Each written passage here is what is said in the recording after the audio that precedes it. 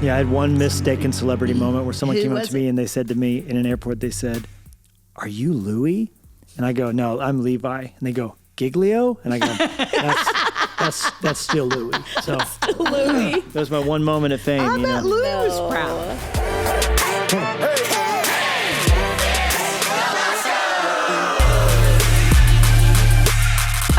All right, welcome to Hey, it's the Luskos. It's the return visit I'm so excited. of Lisa You Harper. just let me get it bat again because I swung and missed the first That is time. not Pure factual. grace. No. It's the gracious second. We let Oh you my bring your gosh. Bible this time. Last time, Levi said, He you don't need asked that. hard questions. Yeah. And I'm like, I don't want to be like, and I thought, I mean, at least look biblical. I think we spent half the last episode talking about your chainsaw collection. What hard questions did I ask you that you needed your Bible for? propane line. Yeah, that's Remember right. before I came here because I was You all almost stressed? blew Right. yourself But up. I did. I love chainsaws. That's I a think it's soundbite. older, single. I know it's some weird endorphin release. Speaking of your other podcast, but yeah, I am a chainsaw. Kind So of I girl. just bought my first podcast. My first podcast. My first first Chainsaw. chainsaw since you were on the podcast. I bought one. Don't you love them? I was pretty Doesn't scared. it give you a sense of you were scared? I was scared operating it for the first time because, like you said, I tend to accumulate bruises. And so No. It's not. It's broken bones Okay. and Broken broken bones. eyeballs. Yeah. It is not just a bruise. Yeah. So- There's Oh, more no. that But happens. they're great stories. But Kind no. of the more catastrophic the injury, the better the story. Yeah. let me tell you the story of my chainsaw. So I Now got wait, first, what kind is it? Is it like a sissy Costco chainsaw? Is it no. like real? Like a steel It's or not a- gas powered. It's electric. Oh, Already, you judging me? very much so. That is like the guys. What, you just that like I to go out put with dinosaur bones on into your eHarmony chainsaw? Who wear capri pants. Oh, That is a gosh. capri pants An electric chainsaw. But that's chainsaw. okay. All right. That's okay. So Okay, we're gonna all pretend of it's gas. my power tools share the same battery I packs. know, it's so a I Ryobi wanted to be able probably. to do that. I didn't want to have to mess You're with so gasoline. efficient. And trying to be good for the carbon footprint, Lisa. gag me Sorry, some of us away. care about the ozone. Okay, Oh so my gosh. you just keep burning up all your dinosaur bones every time you light up your chainsaw, chain smoking Will you your please Marlboro help me, Reds. Jennie? This is getting so thick in here. Okay, so here's what happened.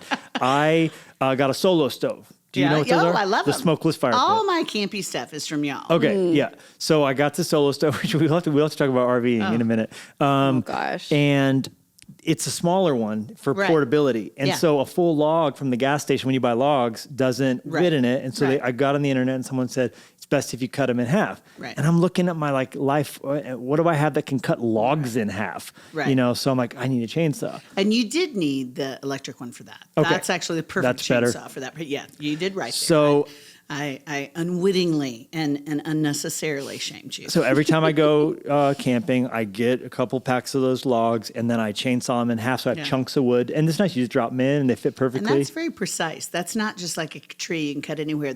You could cut your finger off. I enjoy it greatly, Something. but I Okay. bought the coolest thing. So I was like, I don't know about every time I cut, I'll be cutting my lawn. Right, You know? right. So I found this thing. You hook it onto the chainsaw and it has two jaws below on a hinge. Yeah, I know what you're And talking then about. it just scoops the log up and holds it off the ground. So when you make the cut, it just cuts it Right, perfectly. It's right. made just for cutting logs. Right. And I love it. I actually am impressed with this. Like this impresses me. So Jennie, I'll have to show you a photo. Every time I do it, she always looks at me like when I'm in the yard just Yeah. firing up the chainsaw. Yeah. I know she's super attracted to me, like Oh yeah. man with a power tool. But There is Yeah. something about men with power tools Yeah. and chainsaws that it just I'm like, okay, I will be so submissive now. yeah, I felt that in my own heart when I saw Tim the Toolman Taylor in person for the first time. I saw Tim Allen, cool. and I felt a little pitter patter in my heart.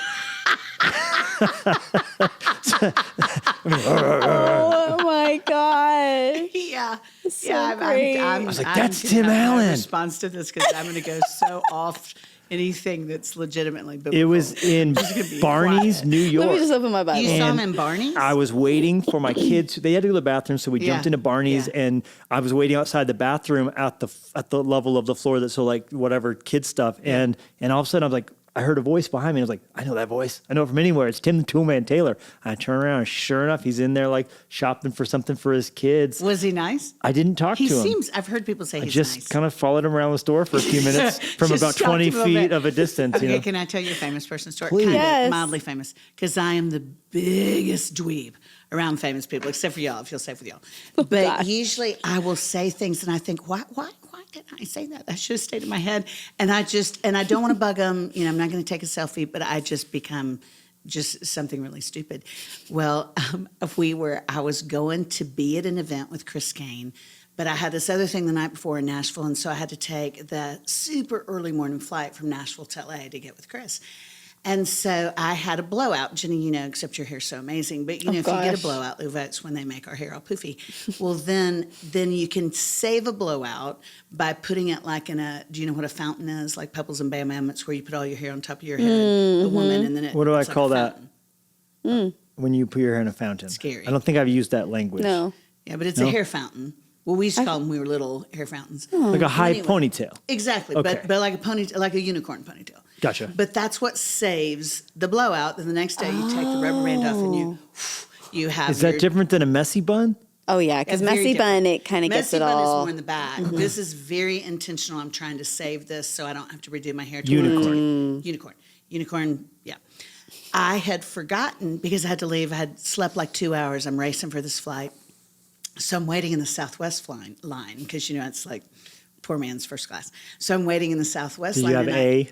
I always have Yeah, A. okay, there we go. Yeah, I'm quite the peanut girl. So I'm standing in the Southwest line and I see this guy, and you know how you'll be like, I know them, but you don't know context. Yes. It's like, is it from church? Is it from school? Is Totally. it from, but you're like, I know him. I think it's a friend of mine's husband, but I can't. So he's like reading, and you know, it's like 5 o'clock in the morning. And he glances up, and you know how you make that, but like neither of you know each other, but there's a little bit of familiarity. And I'm like, because I'm thinking, oh, it's probably one of like the kids in my Bible study. It's probably her husband. And so I'm continuing to look, totally forgetting I have this fountain. And you know, I'm an old big girl with a hair fountain, 5 o'clock in the morning. And so I'm still staring at him, And then right as I realize who he is, he's an actor on a show that used to film in Nashville. The And he show was like Nashville. the Hottie McToddy on the show. And I realized that's why he's familiar. I have seen his little cute self on television 100 times. But I realized that as he looks up like the third time and sees an older woman in a hair fountain staring at him, and I was like, ha! So I kind of panic. And I thought, oh my gosh, he's going to think I'm so weird. I'm one of those fans and stalker. We get on the plane. So I'm like purposefully turning away.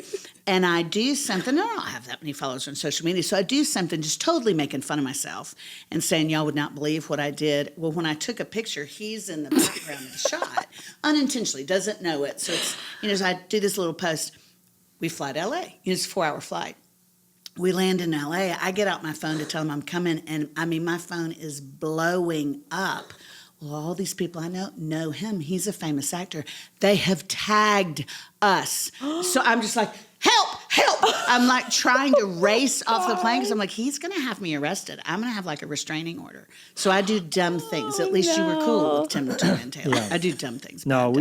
We've had our share. Well, like a lot of our celebrity moments have happened like at Disneyland or airports. So airports. You washed your hands next to Jennifer Garner one time in the bathroom at Disneyland. I love her. Which, of course, Ben Affleck, but I probably Alias was more the big. Jennie was freaking out. Let me help you with that. You put your hand into her sink. She just feels like, wait, there's an extra hand. I feel like There's an extra hand in my sink. To be her when she was Alias. Same. That was the Alias. Same. Kids don't know about Alias.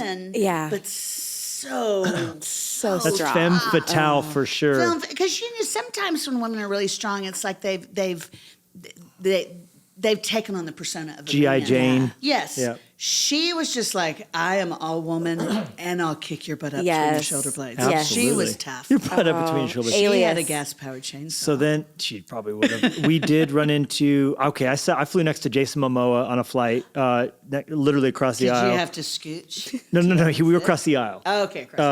So that was fun to see an Aquaman. That's cool. And Did then your fingertips touch? Your pinkies touch? our pinkies did not touch. Sadly, I would have loved it. I would have touched you. I would have been like, oh, I'm sorry. Jason Momoa.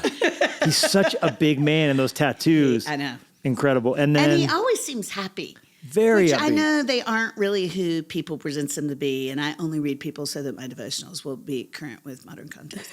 But people just makes him seem like he's such a nice guy. If they're nice or seem to be nice, then I'm like, oh, I like you. I'll go to your movies. If they seem hateful or they get with somebody else before they've divorced their husband or wife, then I don't like them. Sure. Then I gave Questlove a high five at Disneyland one time. I was walking down. He was just, that's Questlove. And I just gave him a high five and kept he walking. high-fived you back? Yeah, he high-fived me back Okay, and just that's kept really walking. cool. And then, you ever watch Ant-Man? I know who that guy is because I like him from Well, other Paul movies. Rudd's in Yes. Ant-Man, but the guy in Ant-Man who's a supporting actor who talks really fast. He tells stories, but he talks a mile a minute. What's his name? Can't remember his name. He's Hispanic. He's very funny.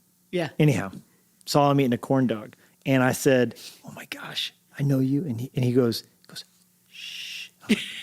It makes you feel like you're in I was in on a Some secret. Some of my really close friends in Nashville are really close friends. I'm like 3 degrees of separation from people everybody knows. And so I'll be with them at parties or at things. And one of my closest friends, 2 of her closest friends are Sheryl Crow and Nicole Kidman. And so I try to just be like normal, and not like say anything if I'm with them in the same room. But one time she's like, hey, I want you to meet my friend Cheryl. And Tracy's one of my dearest friends. Her husband, Scott Hamilton. Y'all should have Scott Hamilton, the Olympian. Oh, they're the greatest godly couple. Anyway, Because he's a Nashville guy too, right? he's a Nashville Yeah. guy. And Tracy kind of went with us on our whole adoption journey when she's just family. But Tracy's uber humble, like one of the most humble people. So is Scott. So she won't think I'm with somebody who everybody knows from whatever. She'll just think, oh, these are my friends. I want them to meet each other. So I was going for a run, and I was wearing an outfit that no one ever needs to see. And I was trail running in the woods. And it was, when, I hate this on girls and guys, when their shirt is a little too short and then you just go, that's not unless you're really like Jennie. No. That's not a good look. And on guys, it's Oh, never a good gosh. look. It's like it needs to come over. Anyway, I'm wearing too short a shirt and too tight of tights. But it's just Tracy, and I'm ball capping, I'm janky looking. And she's like, I want you to meet my friend Cheryl because she wants to talk to you about adoption. I'm like, oh, yeah. I'm just about to run in the woods. I'm wearing gross. I just look gross. I run up these stairs to meet them in this restaurant, just cool mom and pop restaurant. I run upstairs, and as my head gets up, I see, oh, boogers. It's not Cheryl, like from the neighborhood. It's Cheryl Crow. Oh my God. And I was like, Lance Armstrong's ex-wife. Was Yes. Lance in the equation at this point? no, he was not in the equation, Okay. but she's so cool and so nice. But I was like, I am a buffoon. And, I'm trying to like, Were you stay below out of the breath wall. from running up the stairs? Oh, yeah. I can't imagine how horrible I looked. Oh, but my she was really nice. So I was like, Tracy, next time, tell me the last name. If it's someone I would like to wear a shirt with. My So- God. And at this moment, there's someone somewhere telling a story about the time they met Lisa Harper. Oh, yeah, sure. Yeah, they are. Sure, that's a sad, sad little life if that's No the way. case. They need to raise the No bar. way. I guarantee I you. do have, I'll tell you this, I used to tour with Lisa Welchel. Did y'all ever watch Facts of Life? Oh, yeah. It was a big show. Yeah. Lisa was the main character on Facts of Life. She was Blair. Yes. And we did this tour together called Women of Faith. And women would stand in line because she's beautiful, teeny, blonde. We don't look anything alike, except we both have big heads and we have the feel like you have- exact same grin. Yeah, I feel like you have similar Real similar, facial but features. she's petite and gets residuals. We are very different and lovely. She's a nice person. Women would stand in line for like an hour and they'd come up to me and they'd be like, when I was younger, I really struggled with my self-esteem, but I would come home from school and then I would watch you and you gave me the hope. And I thought, do I tell them or not? Because they still seem a little emotionally fragile and I feel terrible. They've waited for an hour and I'm not Lisa Welchel. I'm no. Lisa Harper. That is and so funny. that was always kind of amusing too, to get someone to think I was. Yeah, I had one mistaken celebrity moment where someone Who came up was to me it? and they said to me in an airport, they said, "Are you Louis?" And I go, "No, I'm Levi." And they go, "Giglio?" And I go, that's still Louis. So Louis. that was my one moment of fame. I you bet know, Louis was proud. that's pretty funny. Yeah, that's cool. Now, Lisa, besides the chainsaws, which has your collection gotten bigger? I think I have 3 or 4. Very good. No But electric. I do have, I okay. do have an electric that I actually love and feel really safe with, and it's a Ryobi, and it has the battery with all my other cute. It is things. nice, just on demand, It's ready nice. to go. No, it's nice. I But really you do live like on it. property. We were cutting trees down and using it. You're not just cutting firewood. Yeah, I mean small trees. And then during COVID, I did go a little wackadoodle and thought I would Propane lines and landscape. which I we cut things we I had that shouldn't last cut. time on the episode together. So, but how do you store your chainsaws? Like, do you hang them Above or her bed. do you? Yeah, it's great for I wonder dating, why yeah. I'm single. I'm 58. Oh, I which have by the way, chainsaws above I my have bed. to ask you about the cat guy story. I don't know what I was listening to, and my kids were in the car with me, and I was listening to you preach somewhere, and you were telling a story, and we got there. And normally my kids are like, get out of the car so quick. And Dave's like, no, don't turn the car off, Dad. We need to hear what happened with the cat guy and Miss Lisa. Oh my It's the funniest thing. I was literally peeing my pants. I was Golly laughing so hard. No. jeepers. Have you heard I this? don't know how I I, don't was think trying so. to make that a spiritual segue. I can't remember what the point was. I do remember telling the story. People have goaded me, and I won't name the sites, but have goaded me into doing Christian online dating. And they're like, you're just prideful, and your husband's probably out there. And I'm like, I mean, maybe nowadays, maybe, but if men are my age in their 50s and they're on online dating, that's their sister-in-laws or that's their sisters putting them on there. And so that it's just not always, there's a few people on there that aren't exactly who they present themselves to be. Well, anyway, I've had a few train wrecks, and somebody had goaded me, and I thought I'll do the little trial. And there's something broken in my algorithm because I almost always get set up with gentlemen who have pretty serious social anxiety and who oftentimes don't speak English as their first language, which is wonderful. fine. There's nothing wrong with that. It's just I'm a big talker and I don't have social anxiety. Well, so I'd been set up And with you this speak guy, English is the and other I speak thing, English, yeah. and I wish I was bilingual. I learned a little Creole when I was in the adoption process, but I just don't have a good mind for language. Anyway, I get connected with this guy, and he is so witty, and wit is just such an aphrodisiac for me. I'm like, give me a godly, funny man. I don't care if he has hair or money. Just funny and godly. That's it for me. And this guy was just wonderful. And so he hadn't shared his picture. Well, who cares? Mine is so filtered. And we're older. It doesn't matter. If I'm chubby, it's like you can wear it. It doesn't matter. It just matters your heart. So I had no idea what he looked like. And so we get to the point where you're going to meet, which is, just, it's like you're all of a sudden in the 8th grade again. You can feel the splotches on your neck and Wow. everything. But he's just been so lovely on just funny and very self-effacing. Well, then he sends me this qualification message, and he shares a lot of things, and among those things, I won't tell you all the things, but one of them, he has such anxiety he doesn't go outside his house, which is heartbreaking. But I travel for a living, so I thought that would be a little bit of a logistical, hurdle. And then he said that he had 38 cats. And Wow. and again, Anything over 20 is nothing a wrong lot, with really, cats, honestly. But that was another one of the reasons that he was housebound is to take care of these cats.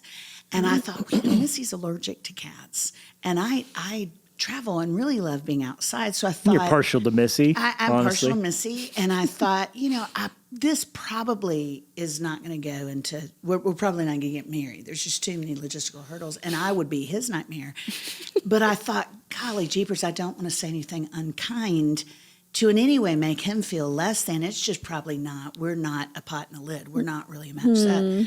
So I thought I just want to say it in a way that's kind, that doesn't come across as that we're just different. There's nothing wrong about his uniqueness. So, but I was worried about it because I just don't want to hurt people's feelings. And so, Jennie, this is horrible. I can't believe I'm saying this on air. You're going to have to edit this. I literally But am crying, just anticipating I was what's sick. coming next. I don't remember what I had, the flu or bronchitis or something, and they had given me steroids. My doctor said, you won't be able to sleep. They'll make you more hyper than normal. So I'm going to prescribe Ambien for you because otherwise you won't be able to sleep on these steroids. So that's important to the story. So I take an Ambien, which I don't normally take, and I had my iPad with me. And the only other time I had my iPad at night on Ambien, I had ordered a ton of coffee and got in this book club and almost bought a condo in Cabo. And so, because you lose your mind. And so I woke up the next morning after this whole thing with Catboy, and it was like waking up and going, no. I just kind of panicked because my iPad was in bed with me. And I was like, did I send a message? I think I sent him a message. So I'm frantically going to the site because I had in my mind thought I just want to explain probably we're just probably not meant for each other. And I pull up the site, and for some reason, I guess I was so discombobulated, I meant to write, just nice, like maybe someday in the future I'll meet your cats. Jennie, instead, I wrote, it was in black and white, maybe someday in the future I can sit on your lap. And I was like, oh, and you can't get it off there. You can't back it out. You're gone to him. And I was like, I was just like, help me. So I've never been online. I got out and ran away, and I've never done it since. So she cut her iPad open with a chainsaw, and then, so somewhere there's the kindest, most wonderful, godly man who is into cats who hates me with a white hot passion. It's really funny. Yeah. Oh my God. Or maybe he was really excited. Maybe he was really. Yeah, sure. Yeah, that's a different problem. Sure. Yeah, that's another problem. Oh boy. Okay, so man, that is a really funny story, and you tell it so well. I was actually going to say you are an extraordinary storyteller. Yes. What has been for you that genesis? Did that always come naturally? Because young communicators tend to forget just the power of the simplicity of a story. Details. My iPad was in bed with me. Right. Little things like that put us into the scene. Right. So what to you has helped you grow in that art? I don't know that I've grown in it. There's people who would beg to differ that that's a gift. Some would say, please, Jesus, have her tell less stories with less If detail. you want to be less like Jesus, then by all means, tell less stories. That's true. When I was younger, I just loved telling stories. And I think storytelling is so inclusive because everybody leans in, and then usually it's, oh yeah, and then the time, oh yeah, and it's such a group activity. And I've never been a solo sport girl. I've always loved team. And so there's something about storytelling that to me is just kind of opening your arms and going, let's get in here together and do live. Yeah. And then I'm super visual. So when I'm telling you a story, I see it in my head. And so I want you to go, okay. And so then I want you to be able to see it because then that'll connect with all your other stories that have that same picture. So I think for me, it's mostly about connection. I really love relationship and love connecting with people. And I think storytelling is just kind of the means to an end. So Brene Brown in her book, one of them says that our brains, and she did a bunch of research that she showed her mouth on it, our brains so crave begin, middle, and ending formula on story that you actually get a reward when you get to the end of a story. And that's one of the reasons it's so easy to think your spouse or friend or sister did something wrong. Your brain is so hungry for why'd they do this that it will actually write over it what happened, even if it's not true. It would rather have certainty than accuracy. Right. So, oh, that's strong. Isn't that interesting? That's so strong. Certainty than accuracy. Yeah. So your brain will say, my wife profound. didn't wash my favorite shirt that I asked her to wash because she doesn't appreciate or respect me, as opposed to saying, she's just busy and forgot. Yeah.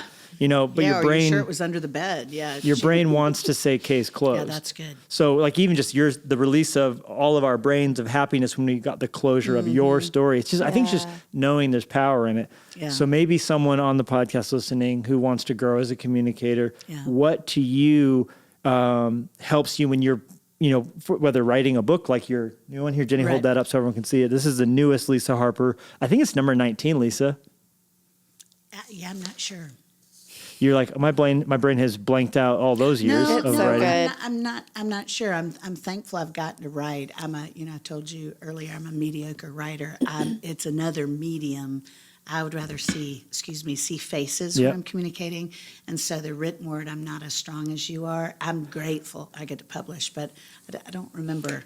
But I will say, because I'm on day 83 of this because it's a 100-day devotion. Lisa, every single morning. And I wish I had by brought the fire, mine. Jennie has because hers. it's the gold is all kind of worn. It's I can't believe you actually read it. But what's special is you usually start with a story, day one's story. I don't want to ruin it for anyone who hasn't read it, but it's just catastrophe. Yes, but I think that's one thing that there are days where I'm I finish For those it. listening, this is called Life and Obsessively Grateful, Undone by Jesus, Genuinely Happy, and Not Faking It Through the Hard Stuff, kind of 100-day devotional. It is pink, ladies and gentlemen. Is there a digital version for those who want that? I'm almost sure. Okay. I'm almost sure. Please continue. But there are days where I finish because you're supposed to read one every day. But I'll finish one and then I'll be like, I'm just going to read the next one. Or like I read part of it and I'm like, oh, I need to know that story. But I think that there's a gift obviously in you to tell story, and where you tie it into the goodness of God or the faithfulness of God or whatever. Like it's so powerful. I'll tell you this, Levi, because I always love. I'm trying to turn this into a master class here. Well, I love the way your brain works, and I love the strategy and the how we can grow, and that's not always my strong suit. But I will tell you, years and years ago, I think it's Augustine. I get my dead theologians mixed up, but I'm pretty sure it's Augustine. And he likened every great work of literature, to the gospel. And he said, what the human heart resonates with is creation, fall, redemption, and the hope of glory. And you stop and think, even in the context of movies, if we talked about our favorite movies, what our heart resonates with is that even in the fall, because we have falls in our own life, but our heart resonates with that, oh, there's the hope of redemption. It's all the narrative in Scripture that I love. I love the imperatives too. I can get into systematic theology for about 15 minutes, but I go back to the stories of Scripture because I can insert myself in that drama. I can see how it applies to my life. Yeah.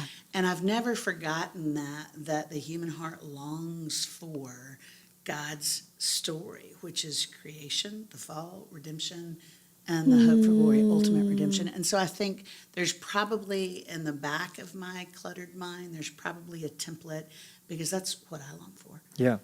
So why? Yeah, I mean, Jesus didn't just tell us grace is messy and don't be pious. He told us the parable of prodigal son. That's right. And it included eating with pigs. That's right. So, he's good with details. And the father running when there was no Haynes his way. And you go, the fact that he would paint the picture of that parabolic symbolism of Heavenly Father casting aside propriety because he can't wait to get to us. Yeah. A running God slays. A running A God. holy God, my dinky mind can understand that from a distance and go, yeah, I know he's holy.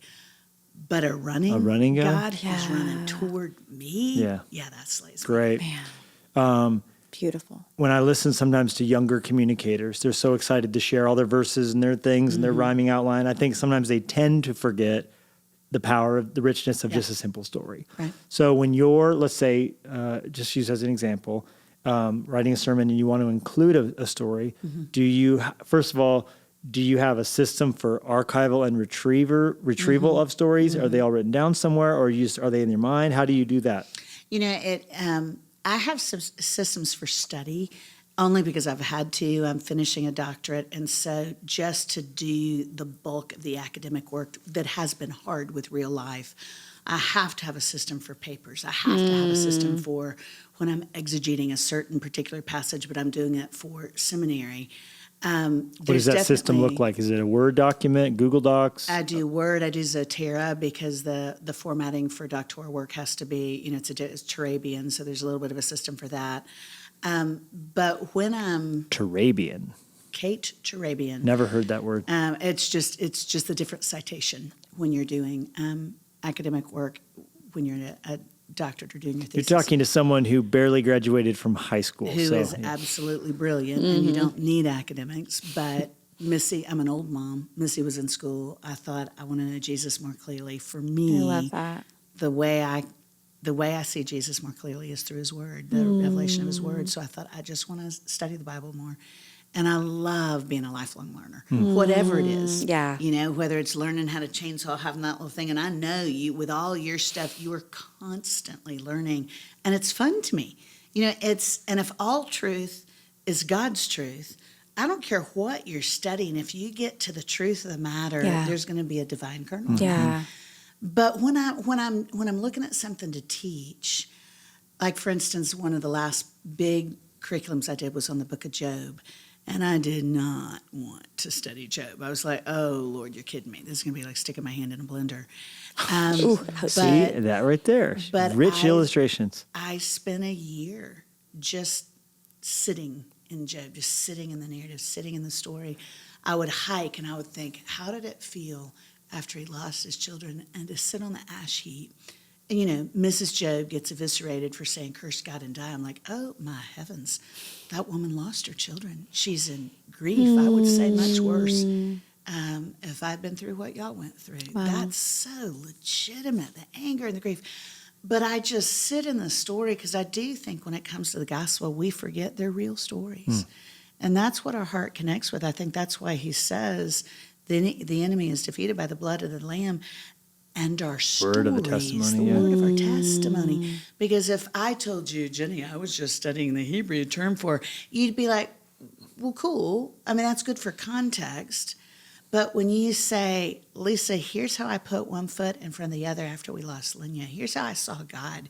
When I wasn't sure I could pick my heart off the pavement, I go, tell me more. Yeah. Because the authenticity in that actually lends credibility to the compassion of God in your life. Wow. You can exegete, and your heart can be totally removed from that. And I'm not knocking exegesis. I love studying the Word of God and having context. But I can give you, a Greek verb tense and not give you any of my heart. And it's because I'm trying to be self-protective, or at some core there's still unbelief in me. But if I go, let me tell you where I was dying and God pulled me out of a pit I dug myself and rescued me. Let me tell you about the God who set my clumsy, mistake-prone feet on solid ground and has been so. Then you go, dang, that dog will hunt. That carries weight. And so I think. I'm a huge fan of Brene Brown. It's hard for me not to get a tattoo of her face on my calf. But I think she's exactly right in that we long for other people's hearts. The way we give each other a piece of our hearts is through story. True story. So do you have a system for citations and that sort of stuff, but do you keep a list of stories or that's just kind of more off the top of your head as you're going? When I was writing that devotional, and I told him, I was like, I can't write a devotional. That's C.S. Lewis or Ann Voskamp. I don't have that capacity. And then they said, oh, Lisa, just go back through your Instagram post. And in a nice way, they said, you're so verbose, you'll get all your material for this devotional. Absolutely. Smart. That's really smart. One devotional is based on an Instagram post. They were liars, liars, pants on fires. But that's the only reason I said yes. I didn't feel like I had the bandwidth at that time. But that was the sweetest book to write because it was all story. Yeah. I wasn't exegeting. And I would sit at the kitchen table. When do you write best? Like, do you take sabbaticals to write? No, it's on the fly as we go. I get up early, stay up late. Okay. Yep. Airplanes. My best time is like 10 or 11 after Missy's in bed until 2 or 3 in the morning. I just write much better. I have to have everything neat, or otherwise my mind feels cluttered. Totally. And That so makes it's so like much when the sense. house is asleep, the clothes are put away, dishes are done, my mind gets quieter. And so for probably, I guess it was like a month and a half, every single night for 4 or 5 hours, I have a little office, but I always sit at the kitchen table, at the bar, in the kitchen, the island. And my back is to these windows. We have a log cabin on a hill, and it's not fancy, but it's just gorgeous view. And the sun comes up through those windows. And a couple of times, I'd be writing a story, and it would be a story of remembering God's faithfulness in my life. And twice I went, I thought there was an angel in the room because I had gotten I just lost myself in the story of his goodness and his faithfulness in my life, looking back, that I didn't realize I'd written until the sun came up. And the sun came through the windows was such, it's so beautiful that I thought there was a divine presence in the room. And so during that process, I realized I need to save stories in more thematic order because fresh is such a big deal to me, authenticity is such a big deal.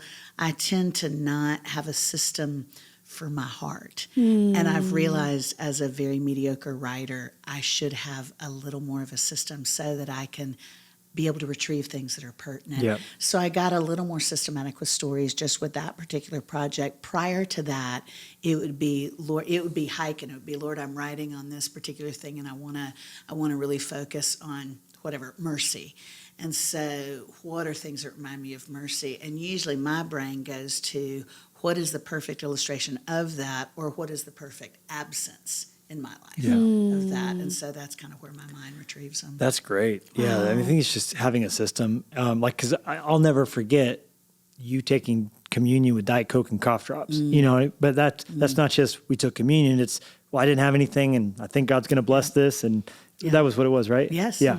And I listened to a TED Talk by a guy who is an award-winning storyteller. They have competitions for short stories. Oh, yeah. And they get up in a coffee shop or a pub and I want to say in North Carolina, I've always wanted to go to this annual Storytellers Festival. and you tell these small stories. And, you know, so one of the things he recommends on plot structure and stories and that kind of thing is, you know, that you write down a story every day of something that happened to you from the day. Because you think you're going to remember the funny thing that happened Right. at the So gas good. station when you shot the gas out and then you couldn't get the thing and the Right. guy was mad at you behind and you went the wrong side and you Right. clipped the gas tank on the rented Yeah.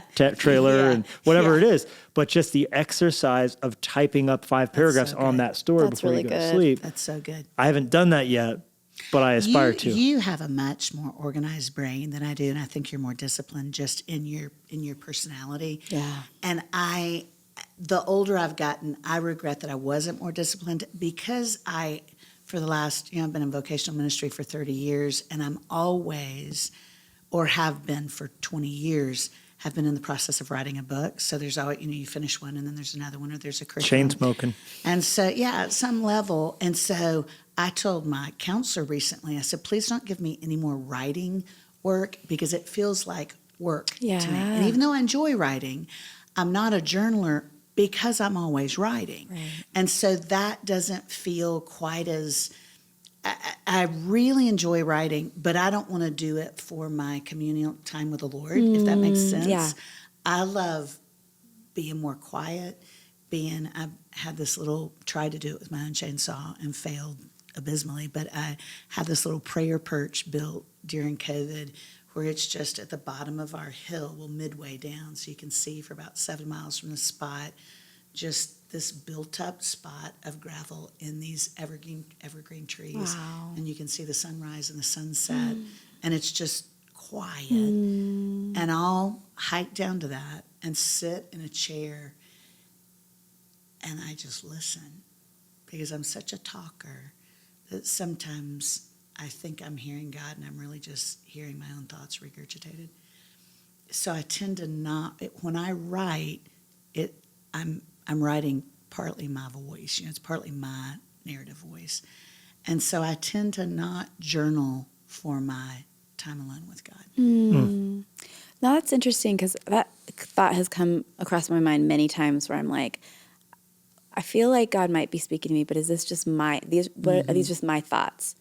How do you differentiate? Like, because I think sometimes like the thoughts that I'm thinking are like, oh, this is good, and I feel like this is coming from the Lord, but I don't know. I feel like sometimes it's confusing because I feel like I sometimes will hear like, Or even is it the enemy? speak too? to this person, and I feel like I should do that. But then sometimes I'm like, is that just me? Because I am very aware of people around me. Like one of my strengths is empathy, and another one is being an includer. So I'm always aware of like how people might be feeling. Right. And sometimes it's overwhelming to me because it's like, I feel like I could help this person right now, but I'm also like living my life, like trying to take care of my kids, getting a meal for my husband or whatever. So I feel like it can just be very noisy in my head. And so it's like, is this really what God wants me to do? Because I will do it. Right. And I don't want to be above like dropping things so that I can help someone, but I also don't want to drop all the And you things don't so want that I can. the good to be the enemy of the best. Yeah. either. I was just such a performer in my 20s and 30s, and I grew up in a wonderful church culture as far as having a high view of Scripture, but it was very regimented as far as the way you live out your faith. So it was my first job out of undergrad in ministry. We literally had a list that we had to every day tell our superior at this youth ministry, here you had to check off, here's exactly how many minutes I spent my quiet time, here's exactly. So it was very didactic.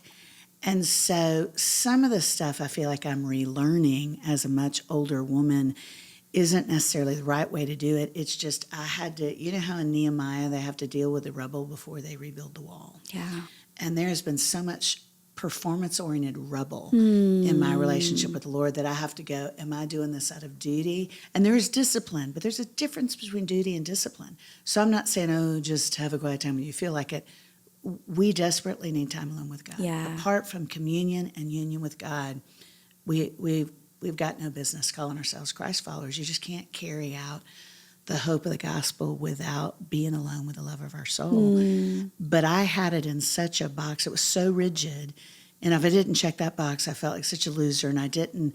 So it's almost like all of that had to be dismantled for me to go, how do I commune with you? How do I spend time alone? What does a devotional, and I don't think there's any perfect template, but the way you've wired me and the season of my life right now. Yeah. What does it look like to have an hour alone with you every day? Because I can do busy really well. I can fill in blanks really well because my sin nature is to perform and to perform for the applause of others. I can't do weak and quiet and soft well. So I've had to kind of relearn. So I actually think it's a gift when you do write. I just think I had to lay that down because it had become such a perversion in my life. Yeah. I'm picking it back up a little bit. Yeah. So I'm not being completely straightforward when I say I don't write at all, because I've just started writing again in my time alone with the Lord. But I have to almost discipline myself not to lose intimacy with him, because I go, oh, that's a really great story. Let me write that. Yeah, right. And it's like I Right. leave his presence, even when it's just me and paper, to go perform. For meat for the grill, or Yeah. grist for the mill. Yes. Yeah. And so I go, I've started doing more like a statement or saying, or I've started going, when you say, what are you saying to me here? I love where in Isaiah it says, God tells us when to turn to the left and when to turn to the right. So he is very specific Yeah, he is. in his communication. So I think he will tell you when you stay engaged with those beautiful 4 kids y'all get to shepherd, and when you go, okay, it's okay for this moment for me to leave them because I'm supposed to minister over here and include this person. I think he will be that specific. Yeah. I think it's tuning in to his frequency. Yeah. And it becomes so clear that you go, that's the voice of God. And the voice of somebody else isn't bad. It's just you go, this is superior. Yeah. So when he goes, no, I want you here, I can go, yes, sir, and just turn in that direction. And I'm still in kindergarten there. But I Same. love that he hasn't stopped speaking to me. Yeah. I love that he inclines his ear to listen to me. But if I were creator and I had a windbag like me as creation, I'd be like, you know what, she's never going to shut up. Just quit even trying to talk to her. He's so kind that he's still, I feel like sometimes he just puts his hands on my face. Yes. And he doesn't say, shut up. I think we have missed the whole Mary and Martha thing. And we've made Martha such a loser and Mary is so elevated. And I go, we never talk about the Paul Harvey part of the story, that when he went back to Bethany after he said, Martha, Martha, Martha, you've missed communion with me. When he went back to Bethany, she was still serving. Yeah. It's just she was also listening. So I go, don't make it binary. Yeah. You can be a talker, you can be quiet. He made us the way we are. It's like that expression, there's going to be a lot of pastors in a long line to say sorry to Peter in heaven. Right. I think same thing with Martha. Yeah, you kind of turned her into the devil wears Prada. Yeah, we do. It's like as though it's some sort of terrible thing that she wanted to serve Jesus. Right. He's just tweaking the priority. Yeah. Yeah. I just think we lean into our gift mix, and I've found the older I get that the things I'm weakest at tend to be the places I hear God the loudest. Yeah. Wow. Oof. Wow. Let that sit there It's good. and release. The day-to-day of Lisa Harper, you mentioned quiet time on the 7 Mile Vista. Yeah. You mentioned counseling. You mentioned some of the things. Is that when you're just talking about a day that's gone right, is there a specific start to the day? And you mentioned writing till the sun came up, which I've never done that, by the way. I never see anything after 2 a.m. that I like. So I am never in bed before, if I can help it, that late. But what about, do you sleep in? Do you like to get up early? Walk us through your day. I don't have, I remember being stressed when my counselor told me when I was in the process of adopting Missy, and she said that love for Missy, in light of her background, would be consistency. And I remember panicking. I was just like, because I thought my life is not consistent. It's not, it's just not real conventional. It's not always a 9 to 5. My schedule ebbs and flows with whether I'm on the road, not on the road, if I'm in, if I'm involved in an in residency, doctoral program, if I'm writing paper. Sometimes I'm an early riser and I really love getting up early. Sometimes I write until 4 o'clock in the morning and I'm not an early riser. Yeah. And so it has been helpful for me to learn that consistency is not based on our eye calendar. It's based on the posture of your heart. Wow. The that's so consistency of the way I helpful. shepherd and discipline Missy. There's a consistency, whether we're on a plane or whether it's a day that we're all day on our little hill in Tennessee. And so for me, a great day, it doesn't matter if I get up early or get up late, a great day involves me not being ruled by somebody else's expectations other than God's. It involves at least 1 or 2 lingering eye-to-eye conversations, whether it's over coffee or at the altar, or even somebody I don't get to be with. I want to be eye-to-eye, but it's over the phone, but your whole heart is in the phone. So relationship is primary to me with Jesus and with others. And then it usually involves something where I can break a sweat, even though I'm, a couple of Sweat steps every slower day. than I used to be. I love to be out, on a hike. I love to be on the motorcycle. That's not really exercise, but I shake enough that Which it in surely Nashville, is just something even to going shake outside is an exercise in sweat in the it sun. is. Oh. It is. I mean, you do exercise just to walk out the door in the summer. But if I'm in creation and I get a real heart-to-heart with another image bearer or two, and I love to work. I love what I do. So I'd love to do something I love, whether it's digging in the dirt or getting to teach and preach or write a paper. I want to be kind of all in. So all in a conversation, all in with whatever work I'm doing to work hard. And so if I can be authentic, I skew a little bit manic and I skew a little bit performer. When that's quiet in me, it's a great day. Yeah. Beautiful. That's so encouraging. I love that there can be consistency in the inconsistency. And I love that because I feel like I feel the same as far as so inconsistent in terms of like even schooling with our kids or whatever. It's like I feel like there isn't like I have friends who their kids get up at a certain time every day and they go to bed at a certain time every day. And I don't know if I've ever actually put our kids to bed at the same time every night. And there's something in me that's like, I just feel so bad because there's no consistency because we travel as a family. We especially in the summertime, it's like, Oh, yeah. we want to get the most out of our Want to days. be there for sunrise, but sunset's beautiful too. Yeah. Yes. Yeah. Then you want to be that But cool yeah. parent that, lets the kid just have fun and watch a movie. And I it's know. like, But there's just Well, such and I a go, freedom in that. Whose template are we living from? Yeah. Because usually culture, whatever culture you're in, I'm in Southern culture, there is this is what a really good life looks like. And I had both Christine Kane and Priscilla Shire kind of pulled me aside before I brought Missy home because I had that, oh, crud. My life doesn't look like that. And there's no, at least at this point, other than Catboy, there's no man in the picture. God is a husband, the husbandless, so there is. I just don't have a husband's skin on. But I thought, and I'm older, and I'm an adoptive parent. We're a transracial family. I'm like, this doesn't look like my friends who are married and their kids are in Christian school and they have, 3 children and their names all start with the same letter. And they, my life just doesn't look like that. Yeah. And both Chris and Priscilla said, Lisa, God hasn't changed his call on your life because your position is now going to include getting to be a parent to Missy. And so Missy's blessing will not be you drastically changing what God has called you to, because I really worried about, oh, goodness gracious, am I going to scar her if I don't have her in this perfect kind of, 8 is enough, Ozzie and Harriet kind of template. And I now at this point, I'm like, there's some things I need to work on with Missy that I haven't done great as a mom.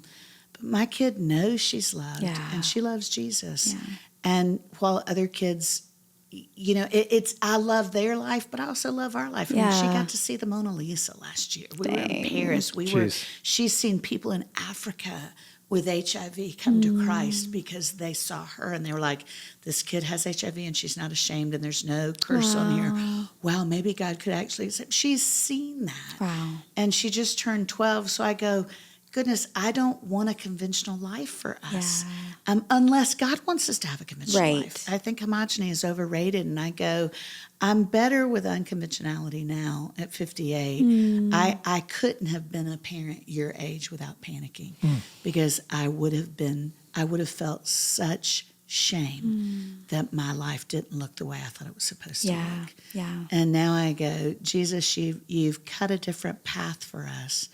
But as with my friends who have more conventional lives, your boundary lines for us fall in pleasant places. Yes. And so my life looks different, but you set my boundary lines. Yes. Not Oh, my culture, not gosh. television, not a conference. Yes. You set my boundary lines. Let me do that well with humility and compassion and holding things loosely. So when he goes, actually, you wrapped a verse around that, but that is not what I want you to do. And I go, oops, okay, let's change the course here because I did that poorly in a way that wasn't God or others honoring. And so I feel like I know less than I've ever known.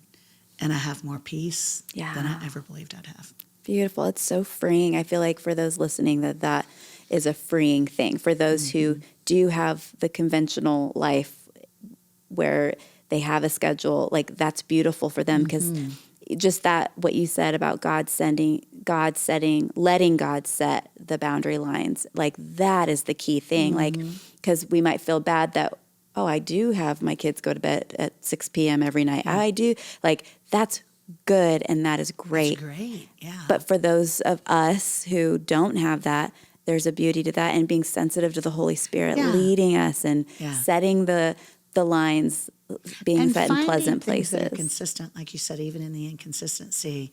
Missy and I started practicing some Lectio Divina every day. And so no matter where we are, if we're with y'all in Montana, if we're in a hotel, if we're home, we sit down. If it's, I try to get her, I always want her to have at least 8 to 10 hours sleep because she's a kid and she needs that.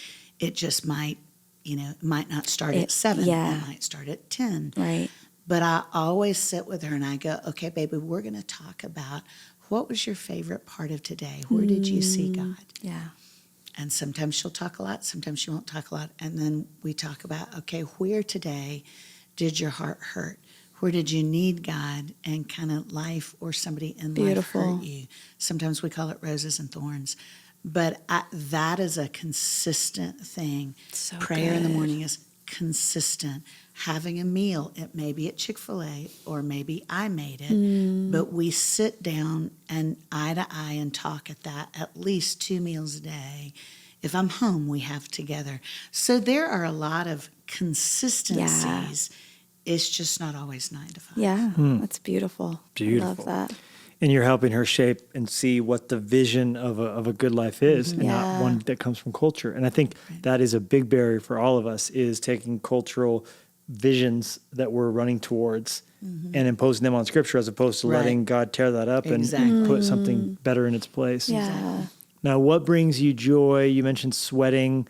Do you have hobbies outside of chainsaws and motorcycles? I love to bike. That's right, you're a road bonded over biker. Biking. I was actually more of a mountain biker. I did road biking to stay in shape for mountain biking. There was something about, I love the twists and turns of mountain biking. It's not quite as clean as road biking. I used to compete in these, it was a race series called Mud, Sweat, and Gears. Oh you my did God. trail running Brilliant and branding. mountain biking. That's And I mean, I'm genius. 58. Obviously, I'm not as fast as I used to be, but I love being on a bike. I read something recently that said if your mind tends to run too fast, sometimes it's calming to be in something that there's a cadence to it. And I realized when I'm spinning on a bike, there's something about there's something about that rhythm that it's almost like my mind will match to that and I'll settle down. And so I love biking. I love hiking. We're big swimmers. We've got a pool and we do a lot of swimming, a lot of playing, especially at night. We love to be in the pool. And then I've always got a project. Yeah. I love to build. My dad was a contractor. And so it may be small. It may be a prayer perch and cutting a path through the woods. But you'll see things, and it's not necessarily fancy or anything that needs a whole lot of money behind it. I'll just be like, it would be so cool to have a spot over there because I know the deer would come there. Or it would be so cool to have rocks over here and do just a different kind of rock garden. Or I really want to do a labyrinth at our house to do the walking the labyrinth because I think we've thrown the baby out with the bathwater with some of the old Christian practices that don't. You don't have to have that for salvation, but they're just good for us to practice. I've never heard of that. What's walking the labyrinth? A labyrinth essentially is a circle that gets smaller and smaller, and it may be more undulating. It may be really a circle. This would be cut into a hedge? Anything. It can be a hedge. Oftentimes, if you're going to do, like me, the kind of just cheaper version that's realistic, sometimes you'll just do a path that's outlined with rocks. But the sense of it is quieting your spirit so you can hear God louder. So you're praying, and sometimes the prayer is just that Jesus prayer. It's Lord, have mercy on me, a sinner. And you're praying some simple prayer from Scripture as you're walking, and you start your walk big, but it gets smaller and smaller and smaller. Cool. And it's something about getting to that end of the story, if Very you will, cool. that you go, okay, now my spirit's settled. And then you may have a devotion there, you may have a worship song there, but really all is about kind of getting closer and closer to the heart of God. I love that. That's beautiful. You could do it out of a corn maze, and then you can invite people over to do it and scare them. Oh, yeah. Scare Go have your quiet time, and then you terrify them. You went dark. And then you Come out with a chainsaw. This is why you need Jesus to get rid of fear. Yeah, we can pull the chainsaw back in. Sorry, I just went to a I weird liked place. it. There was synergy in that. I thought that was kind of cool to bring that back around. Adventure. Oh my gosh. Yeah. That's really cool. I love that. I have to, you know how at the end of latter part of Hebrews, the book of Hebrews, you've had this whole section on rest. And then he makes the point that rest is not necessarily the cessation of a physical activity, that it's about the posture of your heart. And he says, work hard, strive hard to enter his rest. Yes. And I love that because Yes. I'm not a natural rester. So sometimes I have to have a project. I have to kind of work hard to enter into that quiet. Well, and you listening work to with God's your voice. words and your mind all day. Yeah. So it's oftentimes people will be replenished who work with their minds by doing something with their hands and Right. vice versa. I Right. imagine, if you worked all day with the toil of your hands, you might want to come home and read or do something Exactly. crossword puzzle or something more Exactly. intellectual, where Yeah. to me a crossword puzzle just feels like work. Me too. I labor over words all day. It's like, I don't want to touch a Sudoku puzzle. Right. Please Right. get that away No, from me. No, me neither. Sermon outlines and But hand me a rhymes and- chainsaw but or a let me garden go play or- tennis and whack balls Yeah. fed by a tennis ball machine, and I'm just lose myself in Yeah. that. Yeah. Yeah. So I think you got to find yourself and figure out. I think that's the first half of life, is figuring out who you are, and then kind of relearning to work that and quit fighting against it. It's like you can go upshore a bit and build your sandcastle, or the tide will keep taking it out. That's right. I love getting from y'all. I love getting parenting wisdom because I'm a relatively old, relatively young mom. Missy's 12, I'm 58. And one of the best kind of little nugget of parenting advice I got was years ago. Somebody said, Lisa, when they're younger, you give them roots, and when they're older, you give them wings. And real parenting wisdom is to know when you're making the transition. It's not a hard turn, but there's a transition between roots and wings. Yeah. And I thought, isn't that so our Heavenly Father with us? Yes. When we are younger, you're getting roots. You're figuring out, who am I in Christ? How did he knit me? I'm not going to look like you. I don't have the strategy you have. That's not the mind he gave me. I don't look like you. I don't have the gift of nurturing and the creative that you have. I have some other things, some gifts, and then I have some weaknesses that are sin that I've got. The Lord has to redeem, and I have to just continually bring to the altar. But for me, probably through my 30s, it was roots. It was me going, and I'm not saying I figured it all out. I'm just saying my base is a little more secure. Yeah. And now I'm going, wow, I didn't realize I could fly like this. I thought when I was y'all's age, I thought 58, goodness gracious, I'm going to have one foot in the grave. You know, I'm going to be in elastic pants and like just thinking about what I'm going to order for the early bird special. For the record, I don't buy pants if they don't have a little bit of elastic in them. I just don't. I need 2%. 2% is my limit. Yeah. Yeah, it's in the Bible somewhere. Yeah. But I didn't know this age would be so much fun. Wow. Just the passion and the go. I remember somebody saying you get to middle age and you finally get to the point of going, I don't care what anybody thinks about me. What they didn't tell me is you get to my age and you go, I care so much about people who may not think nice things about me. It's like your heart isn't so preoccupied with self-protection or your own reputation that you go, it's really cool to risk my heart and care about the world around me. So this, I will say, I want to say as loud as I can, it gets better. Wow. Life gets better. Walking with Jesus gets better. It just gets better. If you're all in, I don't think there's any sacrifice as a Christ follower that's worthless. And the desperation that comes from not getting that revelation, not having that sink in, then it's like trying to cling to an age you're not in anymore, but instead embracing the beauty of it. And that's what, for Missy, I'm so jealous of what she has in you because you're grounded, you know who you are, you're confident in that way. I feel like our kids have had 7 different sets of parents because we were babies when we had babies. And so in a lot of ways, we had a lot of growing up to do, and we did it, sadly, in the midst of them. So they'll have plenty to talk about to their counselor one day. And I wasn't brave enough, and I didn't have enough belief to marry when y'all married. And so, the brokenness I brought into it was shame. I always go back to Psalm 84:11. No good thing will he withhold from those whose walk is upright. I always paraphrase and say, or from her who often stumbles. Because I go, I'm not going to miss it.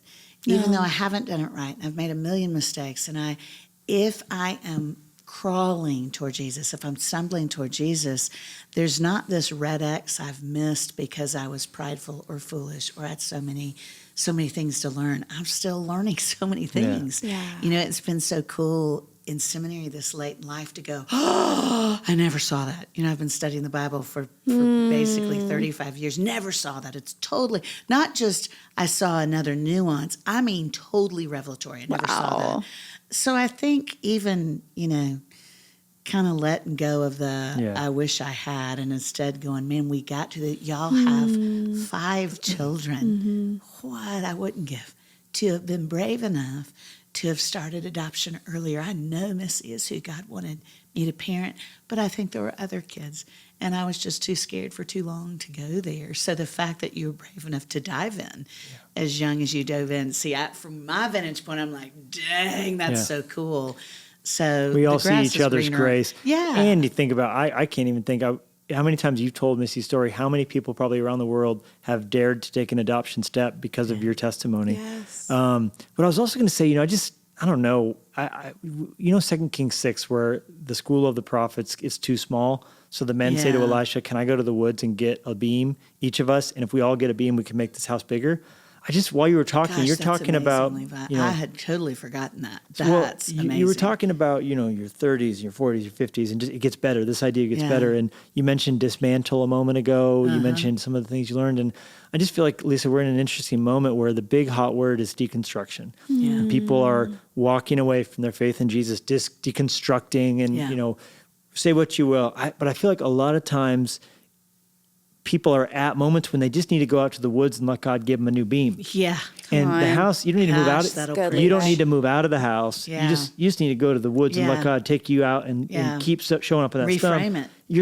Your theological construct too small. Don't tear it down. Just let God build you a bigger one. So And I just think you're an incredible example of someone who said every time you hit that developmental wall, you could have walked away, but instead you let God punch you through to that next level, and you get to revelation again. So good, Levi. You totally took me to Chip and Joanna, because you know how when they're redoing a house and they show it and you go, that is like the saddest little janky house. And then they go, oh, let's open this all up, blah, blah, blah, blah, blah, blah. And then they go, that wall is structural. So we can't take out that whole wall, but we can put a beam here. And then you go, oh gosh, that was still beautiful. I've had that. I love your building because my mind thinks that Yeah. way. And I had forgotten that story. Wow. Love that story. I hadn't thought of that story in years. Wow. I mean, you could preach on that A for lot a of decade different ways. and not run out of it. Yes. But sometimes I've thought God can't fix this because of how far I've gone with this mistake. It's become a structural wall. Oof. And to go, no, it's not failure, because you have to keep a beam in that place. In a way, it marks your flaw. Wow. It marks your scar to go, look what God opened up. There's still a beam there because I made it a structural wall. But instead of God going, we're gonna throw that all away, or we're gonna close off that whole room, or you got to get a whole nother house, he goes, no, you watch what I do with There's that. good bones. Yeah. Good bones. Let's go to the forest, get another beam. Yeah, I love that. You've Levi. outgrown it, so let's keep building. Yeah. And Beautiful. God will keep showing you new things. Well, this has been a lovely time, Lisa. So, thank you. so good. Do you have anything coming up? Tours, products, books, anything you're excited about? You're working on right now? We can tell people about. I'd have a brand new Bible study called How Much More that is based on taking passages we've formerly understood as punitive, as kind of God as the unibrow angry God that you talked about. That's not who he is. And then finding the redemptive arc in all of those passages. And so that's been fun. I'm not doing a tour, but I'm When does it teaching come on- out? on that. It just came out. Oh, out now. Just came out. And where can yes, people it's, get it? LisaHarper.com? LisaHarper.net.com is a woman who takes her clothes off a lot, and so Okay. has We're going to to be encourage you go to .net. .net. Yeah, go to .net, or you might get an what eyeful. is your middle name? Diane? Diane. Lisa D. Harper. Lisa D. Harper. Lisa D. You could go like Harper.net. Oprah and Harper Productions. Yeah. Harpo. Yeah, Harpo. Or it's, Lifeway, ChristianBook.com, all those places. And are but you it's called writing How Much now? More. Are you in the midst of writing now? I am writing now. Besides your doctoral thesis? I've so got a ways to inspiring go to on that. me. That's going to be probably a year and a half, but I've just started digging into, so I haven't even remotely gotten close to finishing, but I'm digging into a new book and study on Luke. Oh. Yeah, you said you have a Luke's crush on gospel. Luke. I have a platonic crush on Luke. That is funny. Because I love when Paul says, send someone, only Luke is with me. It just makes me laugh. He's like, even John know, Mark, get the I quitter, know, fine. It's just, I know. oh my God, this Paul doctor. is so stinking straightforward that I so identify with Peter. And it hurt my feelings when he called him out, because I'm like, he's doing the best he can. And Paul's such, if you're an Enneagram person, which I am not really, but he's such a stereotypical Enneagram 8. Yeah. You're like, it's like, just the facts, ma'am. And you want to go, Paul, would you please season that with a little grace? And the ones who are a little messier, they've got a little more hanging human. out. Yes. That's Peter. That's Only Luke is Yeah. with me. Send somebody else immediately. Oh my God. Have you ever hung out with a doctor? That's just rough. It's Sure, brutal. people have said that about me. Only Get someone else over here. Only Lisa is Yeah. with me. Oh my gosh. That's Well, that's exciting. You're about to start writing again, though. You're saying you're about to say. Yeah, I'm in the middle of that in my dissertation. How long do you cook on an idea before you put pen to paper? Usually a year. Yeah, I mean, there's not a definitive 12 months, but I when I was younger, I made the mistake of serving up a lot of stuff that hadn't been baked. And I thought, oh, this is so great, this will preach. And then I'd be like, oh, that was for me. Like that actually wasn't for bring that back here. microphone. Yeah. And then of course you hear it 10 years later and go, I am so sorry. Not only was it heretical, it was just noise. No. So I try to sit a little longer Yeah. than I used to. Yeah. And just because it rhymes doesn't mean it's supposed to be shared. That's very That's good. so good. Very good. Well, thank you for Lisa, we love you. your time. I We love love you. y'all. You're It's a been the gift to best. us. I love being with y'all. It's a gift. Thank you so much for listening. And be sure to swing by LeviLusko.com to see what's going on in our world, and make sure to subscribe so you don't miss a single episode. In the meantime, we would love to connect with you on social media. Jennie and Levi Lusko, out.